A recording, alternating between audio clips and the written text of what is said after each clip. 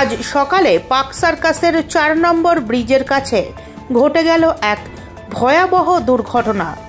Science সিটির দিকে যাচ্ছিল একটি ডাম্পার। হঠাৎই নিয়ন্ত্রণ হারিয়ে সেটি রাস্তার ধারে থাকা একটি ল্যাম্পপোস্টে ধাক্কা মেরে উল্টে যায়। ধাক্কার অভিঘাতে ল্যাম্পপোস্টটি মাটি থেকে উপড়ে পাশেই দাঁড়িয়ে থাকা একটি ক্যাবের ওপর গিয়ে পড়ে। ল্যাম্পপোস্টের একাংশ ভেঙে ক্যাবের কাঁচ ভেদ করে ভেতরে ঢুকে যায়।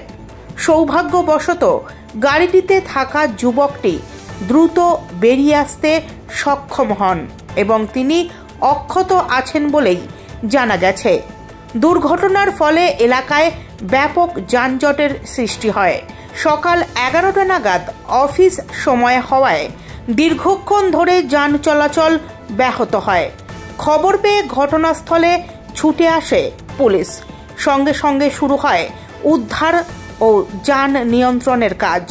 ডাম্পারটি ক্রেনের সাহায্যে রাস্তা থেকে সরানো হয়েছে বলে পুলিশ সূত্রে জানা গিয়েছে।